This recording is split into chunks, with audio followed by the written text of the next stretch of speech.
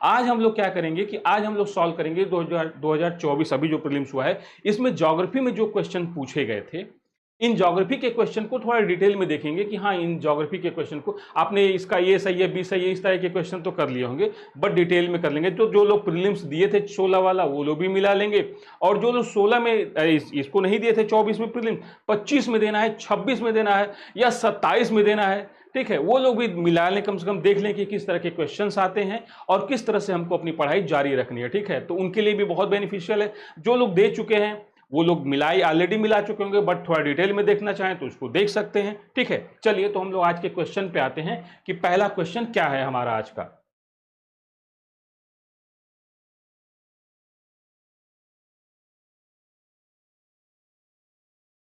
पहला क्वेश्चन देखिए यहां पे है कि निम्नलिखित कथनों पर विचार कीजिए।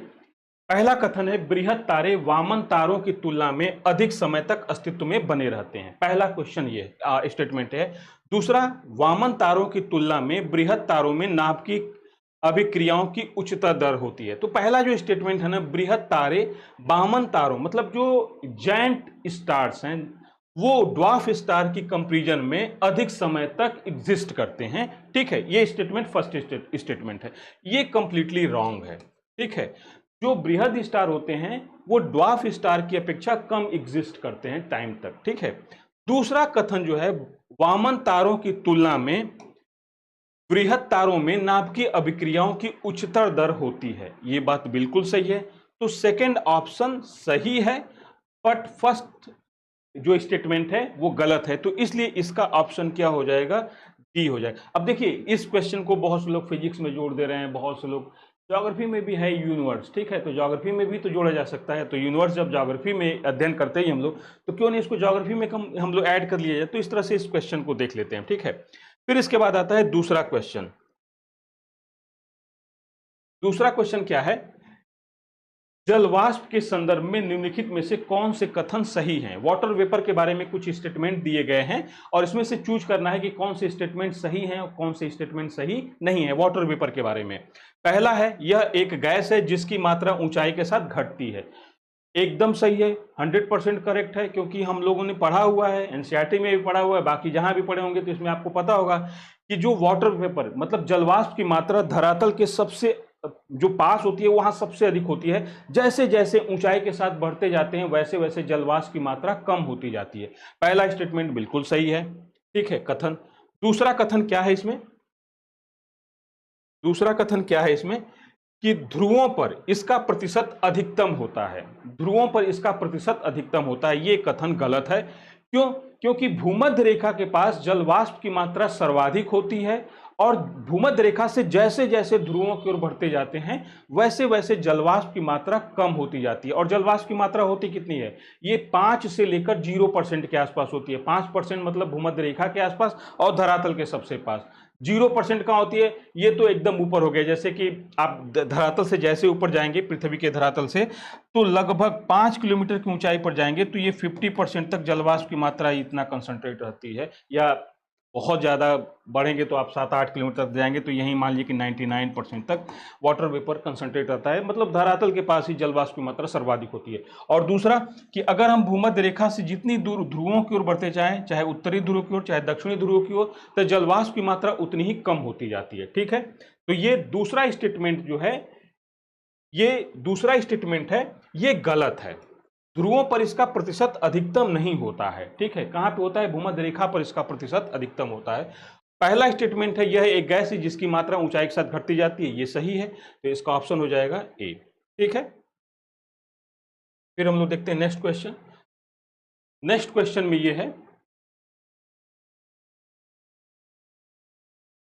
तीसरा क्वेश्चन है, निम्नलिखित विवरण पर विचार कीजिए। पहला विवरण इसमें यह है, मतलब कथन ही दिया है।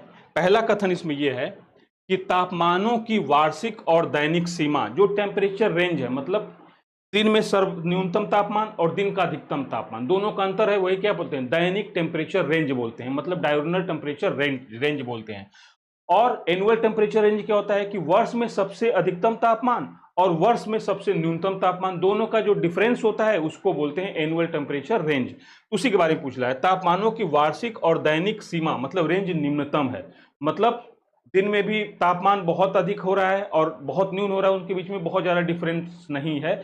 एक एग्जाम्पल लेते हैं कि दिन का मैक्सिमम तापमान 20 डिग्री है तो न्यूनतम तापमान मान लेते हैं कि 15 डिग्री है, और इस तरह से वर्ष में सबसे सर्वाधिक तापमान मान लेते हैं कि 25 डिग्री है तो न्यूनतम 20 डिग्री है। तो इसका मतलब क्या हो गया कि बहुत ज़्यादा डिफरेंस नहीं हो रहा है, डायurnal रेंज भी नहीं है और ना ही एनुअल रेंज है, टेम्परेचर रेंज। पहला स्टेटमेंट। दूसरा है वर्ष भर वर्षण होता है, मतलब साल भर वर्षा हो रही है। तीसरा स्टेटमेंट, अगर इन दोनों स्टेटमेंट को देखेंगे तो ये लगेगा कि भूमध्य रेखीय जलवायु के बारे में बात किया जा रहा है, ठीक है, इन दोनों स्टेटमेंट के आधार पे। बट तीसरा स्टेटमेंट आके ट्विस्ट पैदा कर दिया है। कैसे? वर्षण में भिन्नता 50 सेंटीमीटर है, 250 के मध्य होती है। भिन्नता 50 सेंटीमीटर और 250 सेंटीमीटर के मध्य होती है। Precipitation variation between 50 cm to 250 cm, मतलब कि टेम्परेचर में भिन्नता 50 सेंटीमीटर से 250 सेंटीमीटर के मध्य, मतलब प्रेसिपिटेशन वेरिएशन बहुत ज्यादा है। अब जानते हैं कि भूमध्य रेखीय क्षेत्रों में प्रेसिपिटेशन में इतना वेरिएशन नहीं होता है कि कहीं पे 50 सेंटीमीटर वर्षा हो और कहीं पे 250 सेंटीमीटर वर्षा हो, बहुत डिफरेंस हो सकता है। तो ये हो सकता है कहीं पे भाई 200 सेंटीमीटर वर्षा हो रही है तो कहीं पे 300 सेंटीमीटर वर्षा हो रही है, एक्सेप्शनल केस छोड़ देते हैं तो इतना ज्यादा डिफरेंस नहीं आता है। अगर ये तीसरा स्टेटमेंट नहीं होता, सिर्फ दो स्टेटमेंट होते, ये पहले फर्स्ट टू, तो हम मान लेते कि विषुवत रेखीय जलवायु की बात की जा रही है, लेकिन तीसरा स्टेटमेंट आ गया तब ये हो जाएगा, ये समुद्री पश्चिमी तटीय जलवायु के बारे में बात की जा रही है। तो इस प्रश्न का उत्तर हो जाएगा डी, समुद्री पश्चिमी तटीय जलवायु के बारे में ये बात की जा रही है, ठीक है। अब हम लोग नेक्स्ट क्वेश्चन के पास आते हैं। तो नेक्स्ट क्वेश्चन यहां पे ये है, कोरियालिस बल के संदर्भ में निम्नलिखित कथनों में कौन से कथन सही हैं या कौन सा कथन सही है। जिन लोगों ने एनसीईआरटी पढ़ी है उनको बहुत अच्छे से याद होगा कि 11th क्लास 9th क्लास में 11th क्लास में ये कॉन्सेप्ट है, लेकिन 9th क्लास में भी आपको जो बुक्स में चीज़ें मेंशन की गई हैं यूपीएससी कहीं ना कहीं उनको यूटिलाइज करता है। तो हम लोग जो एनसीईआरटी को बहुत हल्के में लेके पढ़ते हैं, लगता है कि एनसीईआरटी बुक में क्या ही है, तो उन लोगों के लिए सबक है कि एनसीईआरटी बुक अच्छे से पढ़ लीजिए। यूपीएससी में जो क्वेश्चन आए हैं वो कहीं ना कहीं कुछ क्वेश्चंस डायरेक्ट हैं और कुछ क्वेश्चन इनडायरेक्ट एनसीईआरटी बेस्ड हैं, ठीक है। अब पहला है, यह पवन वेग की वृद्धि के साथ बढ़ता है कोरियालिस बल में। जानते हैं गुस्ताव जो कोरियालिस थे, फ्रांस के एक विद्वान थे, उन्होंने कोरियालिस बल का मेजरमेंट मैथमेटिकल उस पे आधार पे किया था, तो उन्हीं के नाम पे इसका नाम कोरियालिस बल है। और ये कोरियालिस बल है क्या, जब पृथ्वी अपने अक्ष पे घूर्णन करती है, 24 घंटे में एक घूर्णन पूरा कर लेती है, तो इस घूर्णन के फलस्वरूप, मतलब अपने अक्ष पे घूर्णन के फलस्वरूप एक डिफ्लेक्टिव फोर्स जनरेट होता है, एक विक्षेपी बल जनरेट होता है, उसी को कोरियालिस बल कहते हैं। तो यही बात है कोरियालिस बल। तो यह पवन वेग के वृद्धि के साथ बढ़ता है, यह स्टेटमेंट बिल्कुल सही है। दूसरा स्टेटमेंट है, यह ध्रुवों पर सर्वाधिक और भूमध्य रेखा पर विद्यमान नहीं होता है, यह बिल्कुल सही होता है कि कोरियालिस बल का सर्वाधिक मान ध्रुवों पर होता है और भूमध्य रेखा पर इसकी अनुपस्थिति पाई जाती है, एब्सेंस होती है। यही कारण है कि भूमध्य रेखीय क्षेत्रों पर जो चक्रवात हैं, उष्णकटिबंधीय चक्रवात तो उत्पन्न नहीं होते हैं, क्योंकि चक्रवातों के लिए कोरियालिस बल की आवश्यकता होती है। तो ये चीज बिल्कुल सही है कि पहला स्टेटमेंट सही है, ठीक है, कि ये पवन वेग की वृद्धि के साथ कोरियालिस बल बढ़ता है, और दूसरा यह ध्रुवों पर सर्वाधिक होता है, भूमध्य रेखा पर यह विद्यमान नहीं होता, ये भी स्टेटमेंट सही है। तो इस प्रकार दोनों स्टेटमेंट सही हैं, तो यहां पर क्या हो जाएगा, सी ऑप्शन हो जाएगा, क्योंकि इसके दोनों ऑप्शंस क्या हैं, सही हैं, ठीक है। अब हम लोग नेक्स्ट क्वेश्चन पे आते हैं। नेक्स्ट क्वेश्चन है, प्रत्येक वर्ष 21 जून को निम्नलिखित में से किस अक्षांश, किन अक्षांश पर 12 घंटे से अधिक समय तक सूर्य का प्रकाश विद्यमान रहता है। तो हम लोगों ने इस कॉन्सेप्ट को पढ़ा है, आपने भी पढ़ा ही होगा, तो आप जानते होंगे कि इसको क्या कैसे डील किया जाता है। तो देखिए, पृथ्वी का जो इक्वेटोरियल एरिया है, थोड़ा सा देखते हैं इसको, हम लोग मैप के माध्यम से देखने की कोशिश करते हैं तो समझ में आएगा। देखिए, ये पृथ्वी है। अब जो 21 जून की बात कर रहा है, तो जो सूर्य उत्तरायण करके कहां चला आया है, ये चला आया है कर्क रेखा पर, कर्क रेखा पर सूर्य चला आया है उत्तरायण करके, ठीक है। सूर्य कहां चला आया है, कर्क रेखा पर चला आया है, यहां पे लंबवत चमक रहा है। तो जाहिर सी बात है कि इक्वेटर एरिया जो है, यहां पे वर्ष भर सूर्य की किरणें लंबवत चमकती हैं, तो भूमध्य रेखा पर वर्ष भर दिन की लंबाई एक जैसी होती है। भूमध्य रेखा पर दिन की लंबाई 12 घंटे की दिन और 12 घंटे का रात होता है। लेकिन जब सूर्य उत्तरायण करेगा तो उत्तरी गोलार्ध में दिन की अवधि बढ़ने लगेगी और ये ध्रुवों पर पहुंच के क्या हो जाएगा, 24 घंटे का दिन हो जाएगा, और दक्षिणी ध्रुव में उस समय क्या होगा, 24 घंटे की रात हो जाएगी। तो इस समय 21 जून जो आ गया है, ठीक है, अब इसमें क्या होगा कि पूरे उत्तरी गोलार्ध में सबसे बड़ा दिन होगा, ध्रुवों पे 24 घंटे की रात होगी और दक्षिणी ध्रुव पर क्या होगा, उत्तरी ध्रुव पे तो 24 घंटे की दिन होगा, लेकिन दक्षिणी ध्रुव पे क्या होगा, 24 घंटे की रात हो जाएगी। तो इसमें जो दिया हुआ है ये जो होगा, जितना इक्वेटर से भूमध्य रेखा से उत्तर की तरफ बढ़ते जाएंगे, यहां पे दिन की अवधि 12 घंटे से अधिक होती जाएगी, जबकि दक्षिणी गोलार्ध में क्या होगा, दिन की अवधि 12 घंटे से कम होती जाएगी। ये कॉन्सेप्ट समझ लीजिए। अब हम लोग फिर क्वेश्चन पे आ जाते हैं। तो क्वेश्चन पे जब आते हैं तो यहां देखते हैं, अब यहां पर दिया है प्रत्येक वर्ष 21 जून को निम्नलिखित में से किस अक्षांश किन अक्षांशों पर 12 घंटे से अधिक समय तक सूर्य का प्रकाश विद्यमान रहता है। तो पहला यहां पे हो गया कर्क रेखा, पहला यहां पे हो गया कर्क रेखा, ठीक है, ट्रॉपिक ऑफ कैंसर, और दूसरा हो गया आर्कटिक सर्किल। इन दोनों जगहों पर दिन की अवधि 12 घंटे से अधिक होगी, इसलिए ऑप्शन क्या हो जाएगा, 2 और 4। ये आपका ऑप्शन हो गया डी, 2 और 4। यहां पर दिन की अवधि सर्वाधिक होगी। क्यों? क्योंकि भूमध्य रेखा पे बताया साल भर एक समान ही दिन होता है, 12 घंटे का दिन होता है और 12 घंटे की रात होती है, तो ये तो ऑप्शन से हट गया। जो मकर रेखा है यहाँ पे दिन की अवधि कितनी हो जाएगी, 12 घंटे से कम हो जाएगी, क्योंकि दक्षिणी गोलार्ध में पड़ रहा है। तो इस प्रकार से इसका ऑप्शन क्या हो जाएगा, डी हो जाएगा। ठीक है, चलिए नेक्स्ट क्वेश्चन पे हम लोग आते हैं। 6 क्वेश्चन है जो, देखिए इसमें क्या है, निम्नलिखित क्षेत्रों में से एक में विश्व की सबसे बड़ी उष्णकटिबंधीय पीठ भूमि है। ठीक है, लार्जेस्ट ट्रॉपिकल पीटलैंड है। ठीक है, अब ये पीटलैंड क्या होता है, पीटलैंड का मतलब होता है, देखिए कोयले के 4 प्रकार होते हैं, जिसमें सबसे अच्छा कोयला होता है एंथ्रेसाइड, उससे कम होता है विटुमिनस, फिर लिग्नाइट, फिर पीट होता है। तो पीट का मतलब है कि ये वनस्पतियों के वो भाग हैं जो कोयला बनने की प्रक्रिया में अग्रसर हो रहे हैं, जिनमें कार्बन की मात्रा तो कम है, बट ये अब कोयला बनने की प्रक्रिया में ये आगे बढ़ रहे हैं। पीट के बारे में तो यही कहा जाता है। तो इसका मतलब है ये उन एरिया में पाया जाएगा जहां पे वनस्पतियां बहुत अधिक हों, और जहां एक तरह से कहा जाए कि वेटलैंड बन रहा हो, जहां पे ह्यूमिडिटी की मात्रा बहुत अधिक हो। अगर इसको देखा जाए तो इस प्रश्न का आंसर सीधे सीधे हो जाता है कांगो बेसिन। आपको लग सकता है कि अमेजन बेसिन क्यों, क्योंकि विश्व का सबसे बड़ा क्या है, सबसे बड़ा जो विश्व का इक्वेटोरियल रेन फॉरेस्ट है वो अमेजॉन बेसिन हो सकता है, अमेजॉन बेसिन हो।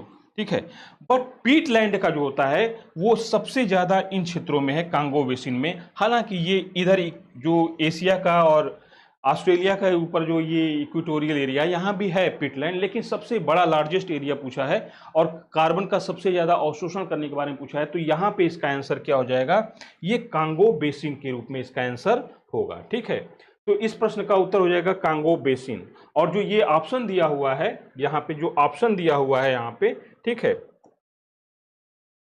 कि जो जीवाश्म ईंधन से होने वाले लगभग 3 वर्ष के वैश्विक कार्बन उत्सर्जन को धारण करता है, लगभग 3 ट्रिलियन के बिलियन के आसपास, यहाँ पे टन के आसपास क्या है, ये कार्बन को अवशोषित करता है और प्रत्येक वर्ष बहुत ज़्यादा कार्बन का अवशोषण करता है। यानी कि बहुत ज़्यादा ये क्राइसिस में है, और इसके क्राइसिस में होने से कारण ये हो रहा है कि अब कार्बन रिलीज होगा तो ग्लोबल वार्मिंग बढ़ेगी। ये भी एक बहुत बड़ा फैक्ट है। ठीक है, तो इस प्रश्न का उत्तर हो जाएगा कांगो बेसिन।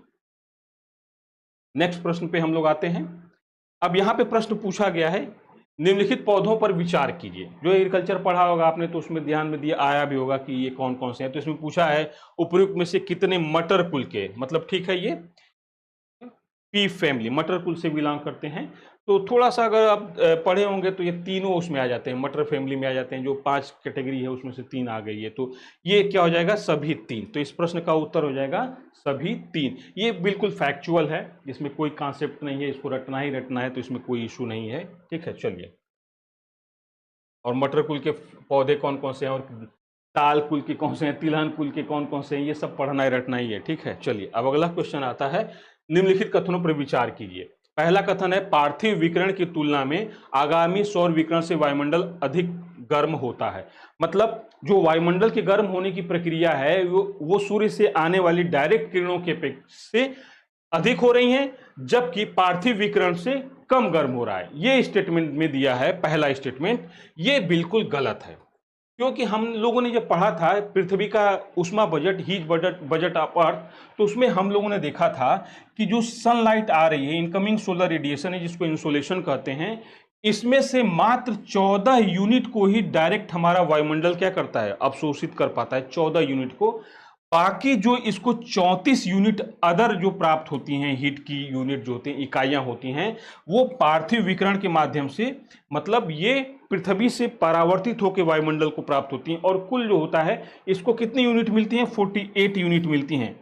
वायुमंडल गर्म होता है, वो 48 यूनिट जो मिलती हैं इसको, उसमें से मात्र 14 इकाई, अब इसको बहुत डिटेल में समझा भी नहीं सकते क्योंकि टाइम ज़्यादा लग जाएगा, यहाँ पे तो क्वेश्चन सॉल्व करें हम लोग। तो ये 14 यूनिट जो होता है वो डायरेक्ट क्या करता है कि इनकमिंग सोलर रेडिएशन, सूर्य से आने वाली किरणों से प्राप्त करता है।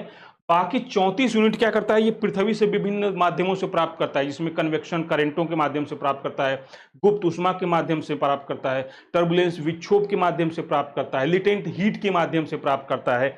तो ये अब ये जो हो गया, अब ये कह रहा है कि 14 यूनिट ज्यादा है कि 34 यूनिट ज्यादा है। ये कह रहा है कि 34 यूनिट से ज्यादा गर्म हो जाता है, 14 यूनिट से ज्यादा गर्म हो रहा है, 34 यूनिट से कम गर्म हो रहा है। तो ये तो पहला ही स्टेटमेंट गलत हो गया यहाँ पे।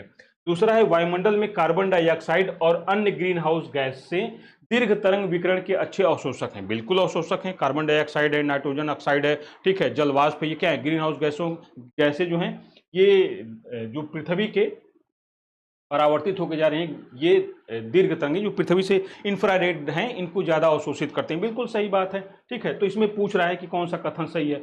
तो पहला कथन जो हो गया कि पार्थिव विकिरण की तुलना में आगामी सौर विकिरण वायुमंडल अधिक गर्म होता है, से अधिक गर्म होता है, तो ये कथन गलत है। तो पहला क्या हो गया, इसका ऑप्शन हो गया इसका डी, ठीक है, कि कथन 1 सही नहीं है किंतु कथन 2 सही है। इस प्रश्न का आंसर डी हो गया, ठीक है।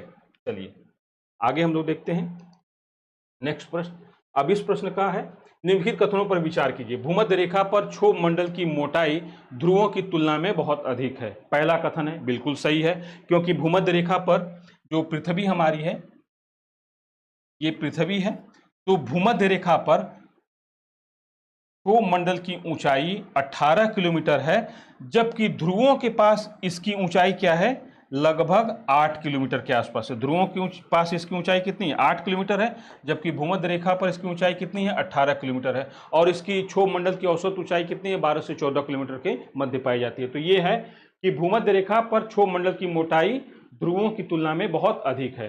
बिल्कुल सही बात है, ठीक है। अब यहाँ पे सेकेंड स्टेटमेंट क्या दे रहा है, सेकेंड स्टेटमेंट में ये दे रहा है कि भूमध्य रेखा पर प्रबल संवहनी धाराओं द्वारा ऊष्मा को अधिक ऊंचाई तक ले जाया जाता है। मतलब कन्वेक्शन करंट के माध्यम से, आप फिजिक्स पढ़े होंगे बचपन में, तो उसमें पढ़े होंगे संवहनी धाराएं क्या होती हैं। जैसे ऊष्मा के संचालन के लिए, मतलब ऊष्मा एक जगह से दूसरी जगह ट्रांसफर होती है, उसके 3 माध्यम, बेसिकली 3 माध्यम होते हैं, संचालन, संवहन और विकिरण, ठीक है। तो जो द्रव और गैस में ऊष्मा का स्थानांतरण होता है वो संवहन के कारण होता है, जिसमें अणु ऊष्मा लेता है और खुद पलायन कर जाता है, फिर उसकी जगह दूसरा अणु आता है, वो ऊष्मा लेता है। तो उसी विधि को कह रहा है कि ये संवहनी धाराओं द्वारा ऊष्मा को अधिक ऊंचाई तक ले जाया जाता है। दोनों स्टेटमेंट बिल्कुल सही है। अब यहां पे दिया हुआ है कि कथन 1 और कथन 2 दोनों सही हैं, तथा कथन 2 कथन 1 की सही व्याख्या कर रहा है। तो ये बिल्कुल सही बात है, दोनों कथन सही हैं। और दूसरा कथन है वो पहले कथन की सही से एक्सप्लेनेशन या व्याख्या कर दे रहा है। तो इसका आंसर हो जाएगा ए, ठीक है। इसका आंसर क्या हो जाएगा, ए हो जाएगा, जिसमें कथन 1 की सही व्याख्या कथन 2 द्वारा की जा रही है, ठीक है। तो नेक्स्ट क्वेश्चन देखते हैं। 20 क्वेश्चन थे ज्योग्राफी में, इसी को दिखाया गया इस मैप से। इस मैप में दिखाया गया कि देखिए ये क्या है ना, कि ये ट्रोपोस्फियर है, ये भूमध्य रेखा, क्या भूमध्य रेखा है, ठीक है। तो भूमध्य रेखा पर इसकी ऊंचाई बहुत ज्यादा है, ठीक है। भूमध्य रेखा पर इसकी ऊंचाई सबसे ज्यादा, ये ध्रुवों की ओर नॉर्थ है और साउथ हेमिस्फीयर है ये, तो इसकी ऊंचाई क्या हो जा रही है, कम होती जा रही है, जबकि भूमध्य रेखा पर इसकी ऊंचाई क्या है, सर्वाधिक है। तो ये चीज इस फिगर के माध्यम से भी दिखाया गया है, ठीक है। चलिए अब हम लोग आते हैं 10वां क्वेश्चन है। 10वें क्वेश्चन में ये है कि निम्नलिखित पर विचार कीजिए। अब ज्वालामुखी विस्फोट होता है, वॉल्केनिक इरप्शन होता है, तो उसमें से क्या क्या निकलता है उसी के बारे में पूछा गया है। तो ये है पायरोक्लास्टी, मतलब जिसको कहते हैं ज्वलन खंडसी। ये एक तरह से डेब्रीज होते हैं या मलबा होते हैं, वो होते हैं, ठीक है, निकलता ही है। फिर राख और धूल बिल्कुल निकलते हैं। नाइट्रोजन यौगिक, सल्फर यौगिक निकलते इसलिए हैं कि सारा ये किसमें है, चट्टानों में, और चट्टानें पिघली तो जाहिर सी बात है कि चट्टानों के पिघलने से ही मलबा या मैग्मा का निर्माण होता है। तो जाहिर सी बात उसमें रहेंगे। फिर जलवाष्प की मात्रा सर्वाधिक होती है, कार्बन डाइऑक्साइड की मात्रा अधिक होती है, कार्बन मोनोऑक्साइड की मात्रा सर्वाधिक होती है। तो देखिए जिन लोगों ने ये चीज, ये तो फैक्चुअल है बिल्कुल, लेकिन जो लोग थोड़ा सा भी कॉमन सेंस यूज किए होंगे तो वो इस क्वेश्चन को इजीली कर लेंगे होंगे। ये कोई बहुत ऐसा क्वेश्चन नहीं था कि नहीं किया जा सकता था, ये इजी क्वेश्चन था। अभी तक जो हम लोगों ने देखा क्वेश्चन ना, उसमें ये है कि हाँ ठीक है, अब चूंकि मैं पढ़ा हूं, पढ़ाता भी हूं, तो मेरे लिए तो सरल लग रहा है। बट एक स्टूडेंट जो तैयारी कर रहा है अभी, और वो अब इतना नहीं पढ़ा हुआ है या उतना नहीं अभी, जैसे होता नहीं कि हम लोग कई साल से पढ़ते आ रहे हैं तो भाई ठीक है हमारे लिए तो सरल लग रहा है कि चीजें हैं, जो नहीं पढ़ा है उसके लिए तो कठिन है। तो पेपर के बारे में जो कहा जा रहा है ना, कुछ स्टूडेंट बोल दे रहे हैं कि बहुत इजी है, कुछ लोग अभी बोल रहे हैं कि नहीं इजी नहीं है। देखिए मेरा मानना है कि पिछले साल की अपेक्षा थोड़ा सा सरल है ये, बट यूपीएससी का लेवल होता है, उस लेवल को यूपीएससी अपना मेंटेन किया हुआ है, तो इसको नहीं बोल सकते कि बहुत सरल है। हाँ, ये इजी टू मॉडरेट की कैटेगरी में डाल सकते हैं कि कुछ क्वेश्चन सरल हैं, जैसे ये क्वेश्चन क्या है, सरल ही माना जाएगा, लेकिन कुछ क्वेश्चन कॉन्सेप्चुअल हैं और वाकई में वो ठीक ठाक टफ है।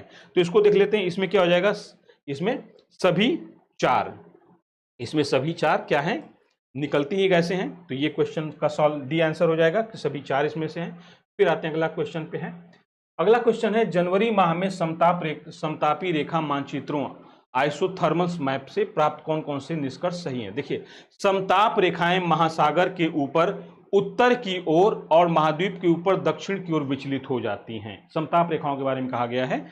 पहला कथन है, समताप रेखाएं महासागर के ऊपर उत्तर की ओर और महाद्वीप के ऊपर दक्षिण की ओर विचलित हो जाती हैं। पहला स्टेटमेंट बिल्कुल सही है। दूसरा स्टेटमेंट यह है कि शीत महासागरीय धाराओं, गल्फ स्ट्रीम और उत्तरी अटलांटिक अपवाह की उपस्थिति उत्तरी अटलांटिक महासागर को शीतल बनाती है और समताप रेखा उत्तर की ओर मुड़ जाती है।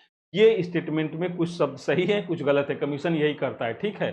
तो ये स्टेटमेंट क्या है, गलत हो गया है, ठीक है, क्योंकि ये जो दिया हुआ है कि समताप रेखा महासागर को शीतल बनाती हैं, शीत महासागरीय धाराओं, गल्फ स्ट्रीम और उत्तरी अटलांटिक द्वीप अपवाह उपस्थिति उत्तरी अटलांटिक महासागर को शीतल शीतल कहाँ बनाती है भाई, ठीक है। और ये क्या होगा, समताप रेखाएं उत्तर की ओर मुड़ जाती है, इसका मतलब तापमान तो अधिक हो रहा है, तभी समताप रेखाएं ध्रुवों की ओर जा रही हैं, तो शीतल कहाँ बना रही हैं, ठीक है। अब इसको थोड़ा सा एक मैप के थ्रू देखते हैं हम लोग।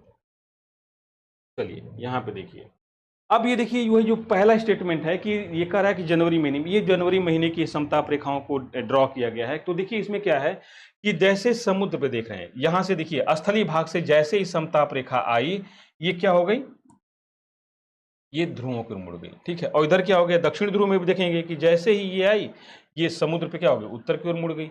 तो वही चीज कह रहा है, जनवरी में इनका कैरेक्टर अलग होता है और जुलाई में इनका कैरेक्टर ठीक डिफरेंट हो जाता है, उल्टा हो जाता है, ठीक है। तो ये कॉन्सेप्चुअल क्वेश्चन था, और एक बार जिसने बहुत अच्छे से पढ़ाई की होगी, कॉन्सेप्ट जिनको पता होगा, वो इस क्वेश्चन को इजीली कर ले होंगे। लेकिन हाँ, जो लोगों ने इसको नहीं सही से पढ़ा होगा, वो इनको करने में ये दिक्कत आई होगी क्वेश्चन को, ठीक है, इस क्वेश्चन को करने में दिक्कत आई होगी, क्योंकि ये कॉन्सेप्चुअल क्वेश्चन है। तो इसमें जो पहला स्टेटमेंट है ये बिल्कुल सही है, और इसका जो दूसरा स्टेटमेंट है ये सही नहीं है, तो इसका आंसर हो जाएगा ओनली 1, ठीक है। अब हम लोग फिर से अपने क्वेश्चन पे आते, दूसरे क्वेश्चन पे आते हैं। दूसरा क्वेश्चन, 12वां क्वेश्चन यहाँ पे है, निम्नलिखित में से कौन से देश विश्व के 2 सबसे बड़े कोको उत्पादक देश के रूप में विख्यात हैं। तो जानते हैं ये सब चीज़ें पढ़ते ही रहते हैं हम लोग, जो डाटा है एग्रीकल्चर प्रोडक्शन के डेटा हैं या बाकी चीज़ों के डेटा हैं। तो कोको उत्पादन हो गया, कॉफ़ी उत्पादन हो गया, चाय उत्पादन हो गया, नारियल उत्पादन होगा, तो इसको होगा, और आराम से इसको आपने किया होगा। लेकिन हाँ, ये बिल्कुल फैक्ट है, इसमें कोई कॉन्सेप्ट नहीं है। तो ये अब ये भी हो सकता है किसी का एकदम 100% सही हो, किसी का एकदम 100% गलत, कोई तुक्केबाजी क्या चलेगी। तो इसमें कोटे डी आइवरी और घाना, यही दोनों मिलके विश्व के कोको का मैक्सिमम प्रोडक्शन करते हैं, ठीक है।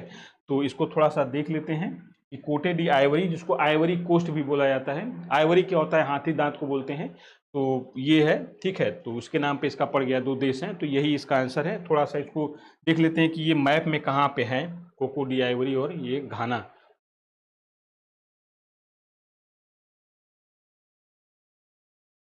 ठीक है, देखिए ये अफ्रीका के मैप में है। तो ये क्या है,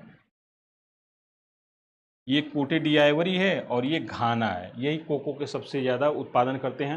हालांकि कोको का उत्पादन इन क्षेत्रों में भी होता है, इथोपिया के पठार में भी इसकी सबसे पहले प्रोडक्शन हुआ था, बट ये क्षेत्र सबसे ज़्यादा इसका प्रोडक्शन करते हैं, ठीक है। तो इसमें क्या हो जाएगा, कोटे डी आइवरी और घाना, यही दो देश हैं जो सबसे ज़्यादा कोको का प्रोडक्शन करते हैं। तो इसका आंसर हो जाएगा सी। ठीक है, चलिए नेक्स्ट क्वेश्चन को देखते हैं। नेक्स्ट क्वेश्चन यहाँ पे यह है कि पश्चिम से पूर्व की ओर प्रयागराज के अनुप्रवाह में गंगा में मिलने वाली हिमालय की नदियों के संदर्भ में निम्नलिखित में से कौन सा अनुक्रम सही है। इस क्वेश्चन को कराया भी गया है, मैं तो खैर मैक्सिमम क्वेश्चन ही पढ़ाए हुए आए हुए हैं। ठीक है, तो ये चीज़ है। अब देखिए इस तरह से देखेंगे मैप में, थोड़ा सा मैप की इसमें हेल्प लेके देख लेते हैं हम लोग।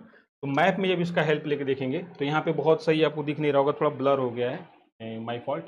अब ये जो है देखिए यहाँ पे क्या है कि ये प्रयागराज है, ये जो है ये प्रयागराज है। ठीक है, अब यहाँ पे दिया हुआ है तो जो नदियों का दिया हुआ है कि देखिए कौन सी है, गोमती नदी यहाँ है, घाघरा यहाँ है, गंडक यहाँ है, कोसी यहाँ है। तो ये पश्चिम से पूरब या पूरब से पश्चिम जो भी नदियाँ हमने बताया था कि ये आप कुछ नदियों का याद करिए, जैसे गंगा की हो गई, यमुना की उत्तर दक्षिण हो गई, फिर आपकी गोदावरी, कृष्णा, कावेरी, पेन्नार, ये नदियों के बारे में है। तो इसमें आपने जरूर इसको देखा होगा। अब हम लोग इसको देखते हैं। तो ये क्या हो जाएगा, सबसे पहले कौन सी नदी हो जाएगी, सबसे पहले हो जाएगी गोमती नदी। अब इसमें मिलने वाली नदियों के संदर्भ में निम्नलिखित कौन सा अनुक्रम सही है। अब इसमें क्या किया है, पश्चिम से पूर्व, मतलब पश्चिम से पूर्व। तो सबसे पश्चिम में कौन है, इसमें गोमती हो जाएगी, फिर क्या हो जाएगी, घाघरा हो जाएगी, फिर गंडक हो जाएगी, फिर कोसी। ठीक है, कोसी को बिहार का शोक भी कहा जाता है। ठीक है, तो ये हो जाएगा, तो इसका ऑप्शन बी हो जाएगा। चलिए नेक्स्ट क्वेश्चन को देखते हैं हम लोग। ये क्वेश्चन है, निम्नलिखित कथनों पर विचार कीजिए। पहला कथन है ये जो वेदरिंग चैप्टर है, अक्षय चैप्टर, उससे पूछा गया। पहला कथन है, चट्टानों के अपक्षय के कारणों में से एक कारण वर्षा है। देखिए अपक्षय जो होता है उसमें चट्टानें अपने स्थान पर ही टूटती फूटती रहती हैं, इसमें किसी बाहरी एजेंट का हाथ नहीं होता है, जैसे प्रवाहित जल या पवने या हिमनद, इनका कोई हाथ नहीं होता है। अक्षय अपने चट्टानें अपने स्थान पर स्वतः टीयर एंड बियर टूटती फूटती रहती हैं, उसी को कहते हैं अक्षय। ठीक है, और अक्षय भी कई तरह का होता है, मेनली तीन तरह का होता है। एक होता है रासायनिक अक्षय, एक होता है भौतिक अक्षय, और एक होता है जैविक अक्षय। तो ये जो होता है चट्टानों के अक्षय के कारणों में से एक है कारण वर्षा का जल है, ये कथन बिल्कुल सही है। दूसरा कथन जो है, वर्षा जल में घोल के रूप में कार्बन डाइऑक्साइड विद्यमान होता है, ये भी बिल्कुल है, वर्षा जल में कार्बन डाइऑक्साइड की मात्रा होती है, तो ये भी कथन सही है। तीसरा कथन है, वर्षा जल में वायुमंडलीय ऑक्सीजन विद्यमान होती है, ये भी कथन बिल्कुल सही है। तो कार्बोनेशन, ठीक है, ऑक्सीलेशन, ये क्या है, ये कार्बोनेशन। जैसे हम लोग देखते हैं ना कि जो वर्षा के दिनों में देखते हैं कि जो हम लोग की ये चट्टानें होती हैं जिनमें थोड़ी सी आयरन की मात्रा होती है, या जो लोहे के सरिया वगैरह होते हैं, देखते हैं उनमें रस्ट लग जाता है, जंग लग जाती है, तो वो क्या है, ऑक्सीलेशन प्रक्रिया के कारण ही होता है। ठीक है, तो इसी चीज को बोल रहा है। तो ये तीनों स्टेटमेंट इसमें बिल्कुल सही हैं। अब यहाँ पे जो ऑप्शन दिया है उसमें देखते हैं। पहला ए ऑप्शन दिया है, कथन 2 और कथन 3 दोनों सही हैं तथा दोनों कथन एक की सही व्याख्या करते हैं। दोनों कथन सही हैं और ये एक की सही व्याख्या कर रहे हैं। थोड़ा सा ट्विस्टेड टाइप का इस क्वेश्चन को बनाया है कमीशन ने, लेकिन अगर आप थोड़ा सा एकदम शांत दिमाग से अगर सोच के देखेंगे तो ये क्वेश्चन आप कर सकते थे। तो इसका आंसर क्या हो जाएगा, ए हो जाएगा इसका आंसर इस क्वेश्चन का। ठीक है, फिर मिलते हैं नेक्स्ट क्वेश्चन पे। नेक्स्ट क्वेश्चन यहाँ पे ये है कि निम्नलिखित देशों पर विचार की, ये पूरी तरह से ये फैक्चुअल है, अगर आपने मैपिंग की होगी तो आराम से कर लेंगे इस क्वेश्चन को। जैसे नदियों वाला था, मैपिंग के थ्रू ही कर सकते थे, तो इसको भी जिन लोगों ने मैपिंग की होगी वो बहुत आराम से कर लेंगे। 4 देशों का नाम दिया और पूछा है कि उपर्युक्त में से कितने देशों की सीमा उत्तरी समुद्र के साथ मिलती है। अब उत्तरी समुद्र के साथ देखेंगे किन किन देशों की सीमा मिल रही है, तो इस मैप में देखेंगे कि ये क्या है, ये नॉर्थ सी है, ये पूरा नॉर्थ सी है। अब देखिए इनमें से किन किन देशों का है, तो एक तो नॉर्वे की सीमा मिल रही है, एक जर्मनी की सीमा मिल रही है, दूसरा 2 देश और बताया है जिसमें एक रूस है और दूसरा फिनलैंड है। देखिए फिनलैंड की सीमा नहीं मिलती है, ये जो क्षेत्र है ये बाल्टिक सागर हो जाता है, तो इसमें गल्फ ऑफ बोथनिया होगा, इधर गल्फ ऑफ बोथनिया हो जाती है। ठीक है, तो इसमें ना तो रूस की सीमा मिलती है नॉर्थ सी में और ना ही फिनलैंड की सीमा मिलती है, वो गल्फ ऑफ फिनलैंड जो है ना वहां पे मिलती है वो सब। तो यहाँ पे ना तो रूस की सीमा मिल रही है और ना ही फिनलैंड की सीमा मिल रही है। कौन कौन है, एक तो यूनाइटेड किंगडम है, फिर एक बेलारूस है, फिर नीदरलैंड है, फिर फ्रांस की सीमा मिल रही है, फिर इधर आपका हो गया जर्मनी की, डेनमार्क की सीमा, फिर इधर नॉर्वे की सीमा, यही नॉर्थ सी से मिलते हुए देश हैं। ठीक है, तो इस रूप में इस प्रश्न में जो इसका आंसर होगा वो सिर्फ होगा जर्मनी एंड नॉर्वे। ठीक है, 2 और 3। तो इसमें कौन से ऑप्शन हो जाएंगे कि उपरोक्त में से कितने देशों की सीमा उत्तरी देशों के उत्तरी समुद्र के साथ लगती है? तो केवल देश कितने हो जाएंगे? 2 हो जाएंगे। तो इसका आंसर क्या हो जाएगा? केवल 2 हो जाएगा। और कौन कौन देश है? तो एक जर्मनी है और दूसरा नॉर्वे, इन्हीं की सीमा उत्तरी सागर से लगती है। ठीक है, फिर हम नेक्स्ट क्वेश्चन पे आते हैं। नेक्स्ट क्वेश्चन है कि निम्नलिखित कथनों पर विचार कीजिए। अब ये फैक्चुअल क्वेश्चन है, बिल्कुल कोई इसमें कॉन्सेप्ट नहीं है। सुमेड पाइपलाइन यूरोप को जाने वाली फारस की खाड़ी के तेल और प्राकृतिक गैस नौभार शिपमेंट के लिए एक रणनीतिक मार्ग है। ठीक है, पहला स्टेटमेंट है। दूसरा स्टेटमेंट है सुमेड पाइपलाइन लाल सागर को भूमध्य सागर से जोड़ती है। दोनों स्टेटमेंट सही हैं। अब इसको देखते हैं कि सुमेड पाइपलाइन है कहाँ पे। ठीक है, सुमेड पाइपलाइन कहाँ पे है तो इसको देख लेते हैं एक बार हम लोग। देखिए ये जो है सुमेड पाइपलाइन के बारे में देखते हैं। तो देखिए ये इजिप्ट है, इधर इसका सिनाई पेनिनसुला है और ये सऊदी अरेबिया है। ठीक है, तो यहाँ पर देखेंगे कि सुमेड पाइपलाइन जो है, ये जो सुएज कैनाल है, इसी के दक्षिण से ऐसे कायरो से दक्षिण होते हुए यहाँ पे एक जगह है अलेक्जेंड्रिया, यहाँ तक ये पाइपलाइन गई हुई है। तो ये बात बिल्कुल सही है। और दूसरा जो कथन था कि ये रेड सी को मेडिटेरेनियन भूमध्य सागर से जोड़ती है, ये भी कथन सही है। तो दोनों कथन सही है और व्याख्या भी कर रहा है, क्योंकि भाई ये क्या है, रणनीतिक है कि इधर जो गल्फ ऑफ पर्सिया से, ठीक है, जो पेट्रोलियम पदार्थ हैं उनको ये लेकर कहा जाता है यूरोप तक ये जाती है पाइपलाइन। तो ये एक इसका रणनीतिक महत्व है इसका। ठीक है, तो इस प्रश्न का एक कथन और कथन 2 दोनों सही है तथा कथन 2 कथन 1 की सही व्याख्या कर रहा है। आप भी करा दीजिए इसकी। ठीक है, आप भी व्याख्या करा दीजिए। तो इसका आंसर क्या हो जाएगा? ए सही हो गया, क्योंकि दोनों कथन सही हैं और दूसरा कथन कथन 1 की सही व्याख्या कर रहा है। ठीक है, अब हम लोग नेक्स्ट क्वेश्चन पे आते हैं। नेक्स्ट क्वेश्चन यहाँ पे ये है कि निम्नलिखित कथनों पर विचार कीजिए। लाल सागर में किसी भी रूप में बहुत कम वर्षण होता है, ये कॉन्सेप्चुअल है। फैक्ट ढूंढ सकते हैं, ढूंढिए, तो ये बिल्कुल कॉन्सेप्ट मेरे हिसाब से है। पहला कथन है लाल सागर में किसी भी रूप में बहुत कम वर्षण होती है। किसी भी रूप में होता है, जैसे प्रेसिपिटेशन के कई फॉर्म होते हैं। जैसे एक होता है कि जल के रूप में हो रहा है, एक हो रहा है कि स्नोफॉल के रूप में हो रहा है, और एक होता है कि ओलावृष्टि हो रही है। तो ये चीज़ हो गया, किसी भी फॉर्म में हो गया। तो लाल सागर में किसी भी रूप में बहुत कम वर्षा होती है, वर्षण बहुत कम वर्ष होता है, ये स्टेटमेंट बिल्कुल सही है। दूसरा है लाल सागर में नदियों से जल का प्रवेश नहीं होता है। तो बिल्कुल सही है। जो लाल सागर की कंडीशन हम लोग देखेंगे, वहाँ पे कोई ऐसी नदी नहीं है, इंपॉर्टेंट नदी नहीं है कि जिसका जल लाल सागर में आ रहा हो। अब देखिए इस लाल सागर में किस नदी का जल आता है? किसी नदी, सऊदी अरेबिया में तो कोई परमानेंट रिवर है ही नहीं। फिर इजिप्ट में जो जाती है, जो नील जाती है, नील नदी, वो ऐसे ऐसे होते हुए चली जाती है भूमध्य सागर में। इसमें लाल सागर में तो झांकती भी नहीं है ये। तो बात दूसरा भी क्या है, सही है। इधर जो वेस्टर्न पार्ट में इसके इजिप्ट है, वो सूडान है और ये सब है, इनसे इरिट्रिया, इनसे भी कोई नदी लाल सागर में आती नहीं। महत्वपूर्ण नदी छोटी मोटी टेम्परेरी रिवर आती है, तो उसका कोई मतलब नहीं है। सऊदी अरेबिया से कोई आती नहीं है। ठीक है, तो इस रूप में देखा जाए तो ये क्या है, लाल सागर में किसी रूप में बहुत कम वर्षा होती है, ये बिल्कुल कथन है। लाल सागर में नदियों के जल का प्रवेश नहीं होता, ये भी बिल्कुल सही है। ठीक है, तो ये क्या हो जाएगा कि सी इसका आंसर हो जाएगा कि दोनों कथन क्या हैं, सही हैं। ठीक है, इसमें क्या है, दोनों कथन सही हैं। तो इस प्रश्न का आंसर ये हो गया।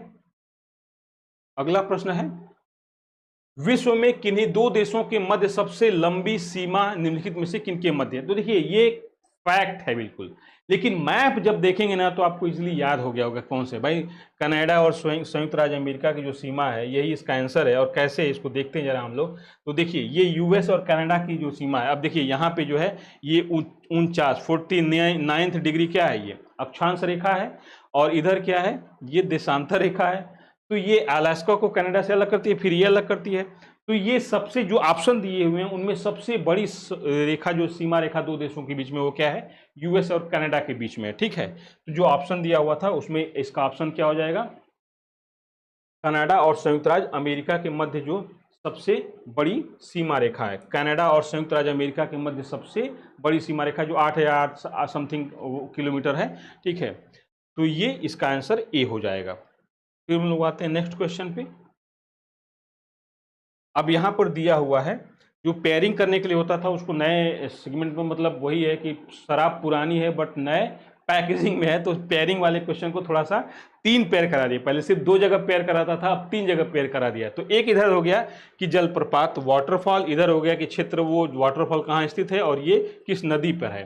तो धुआंधार जलप्रपात, ये सही बात है कि नर्मदा नदी पर है धुआंधार जलप्रपात। बट ये मालवा क्षेत्र में नहीं है, क्योंकि मालवा क्षेत्र जो है वो मैप में थोड़ा सा देखते हैं हम लोग, तो मालवा देखिए, मालवा जो होता है, मालवा जो क्षेत्र है वो इस एरिया में मालवा है, और धुआंधार कहाँ है, यहाँ पे जबलपुर के पास है, तो ये मालवा में नहीं है, सतपुड़ा में है। और ये सतपुड़ा में किस क्षेत्र में है कि सतपुड़ा रेंज को दो भागों में डिवाइड करते हैं। जो सतपुड़ा रेंज है इसका जो पश्चिमी भाग है इसको बोलते हैं महादेव, और जो पूर्वी भाग है इसको बोलते हैं मैकालोसी का अमरकंटक एक्सटेंशन है, एक्सटर्नल एक्सटेंशन है। तो ये बात जो हो गई, ठीक है, कि धुआंधार जलप्रपात नर्मदा नदी पे तो है, लेकिन ये मालवा क्षेत्र पे नहीं है, ठीक है, ये सतपुड़ा क्षेत्र पे है, मालवा क्षेत्र पर, तो इसलिए पहला पेयरिंग क्या होगी, गलत हो गई। दूसरा है हुंडुरु जलप्रपात। हुंडुरु जलप्रपात स्वर्ण रेखा नदी पे ही है, और ये छोटा नागपुर पठार पे ही है हुंडुरु जलप्रपात, ठीक है। ये कहाँ पे है, छोटा नागपुर पठार, जैसे यहां पर देखेंगे कि यहां पे जो दिया है हुंडुरु जलप्रपात, ये एग्जैक्ट में कहाँ है, ये स्वर्ण रेखा नदी पर ही है, और ये छोटा नागपुर पठार जो रांची से समथिंग आई थिंक 40 या 50 किलोमीटर दूर पे है, ये हुंडुरु जलप्रपात स्वर्ण रेखा नदी पर है। तो यहाँ पे जो पेयरिंग की गई है इसकी, यहाँ पे जो पेयरिंग की गई है, हुंडुरु जलप्रपात स्वर्ण रेखा नदी पे है, और ये छोटा नागपुर पठार पे भी है, तो यहाँ पे ये ऑप्शन क्या हो गया, ये ऑप्शन सही है। ये ऑप्शन गलत था, क्षेत्र के आधार पे ये गलत था, लेकिन ये ऑप्शन दूसरा सही है।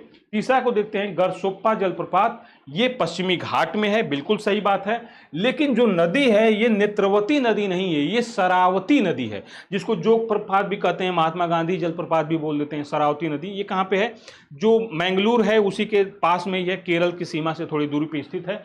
ये जो शरावती नदी प्रवाहित होती है, अरब सागर में जाके गिरती है, और उस पर गरसोप्पा जलप्रपात है, जो भारत का सबसे ऊंचा जलप्रपात जिसको माना जाता है। हालांकि बहुत विवादित हो गया कि सबसे ऊंचा कौन सा है, मेघालय के जलप्रपात को भी मान लिया जाता है, फिर एक अलग कुंचकल है, चुलिया है, फिर कई हैं ऐसे ऐसे जो जिसमें विवाद हो रहा है। तो इसको देखते हैं थोड़ा सा। तो देखिए, जो गरसोप्पा जलप्रपात है, ठीक है, जिसको जोग जलप्रपात भी कहा जाता है, वो कहाँ है, यहाँ पे है, ठीक है, जोग प्रपात, गरसोप्पा जलप्रपात। और ये एग्जैक्टली में क्या है कि नेत्रवती नदी पे नहीं है, ये किस पे है, शरावती नदी पे है। तो इसलिए ये जो है नदी की वजह से ये जो क्षेत्र था ये वाला, ये क्षेत्र के आधार पर गलत हो गया था, और ये नदी के आधार पे क्या हो गया, गलत हो गया। तो पेयर में सही कौन है, उपरोक्त सूचना में से कितनी पंक्तियां सही सुमेलित हैं, तो सिर्फ एक पंक्ति सही सुमेलित है, तो इसका ऑप्शन क्या हो जाएगा, ए हो जाएगा, ठीक है। चलिए लास्ट क्वेश्चन देख लेते हैं क्या है।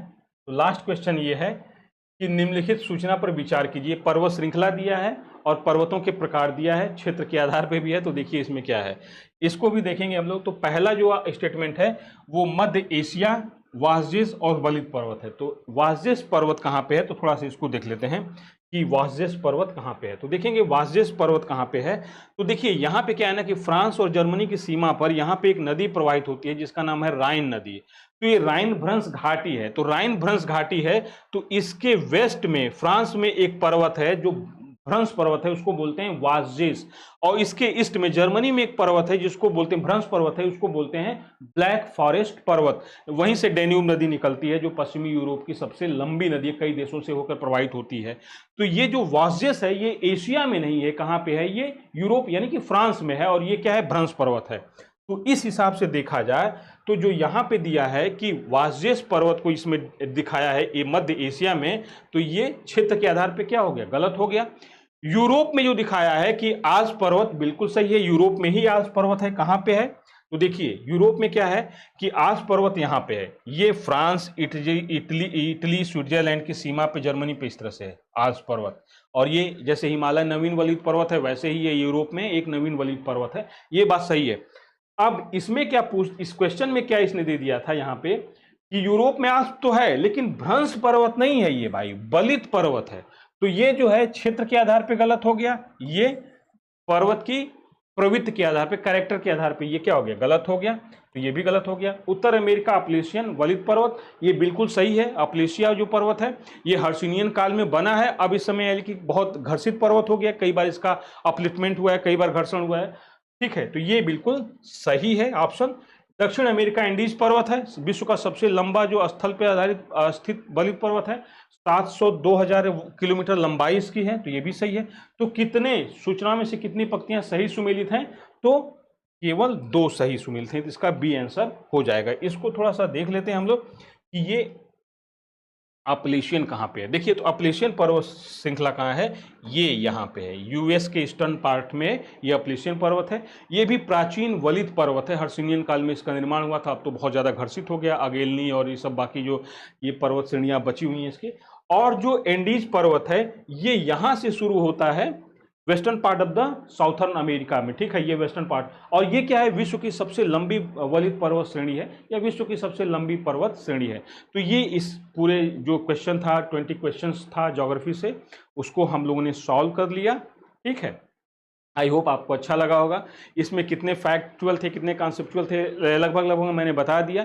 अब कभी इसको हम लोग फिर डिस्कशन करके बता दूंगा। और एक चीज़ बताऊंगा कि हम लोग करते हैं तो किस सेक्शन से सबसे ज़्यादा क्वेश्चन आने की प्रासंगिकता रहती है, ठीक है, किस क्षेत्र से सबसे ज़्यादा क्वेश्चन आते हैं, तो इस विषय पर भी हम लोग डिस्कस करेंगे। चलिए फिर मिलते हैं नेक्स्ट डे नेक्स्ट टॉपिक के साथ। Thank you.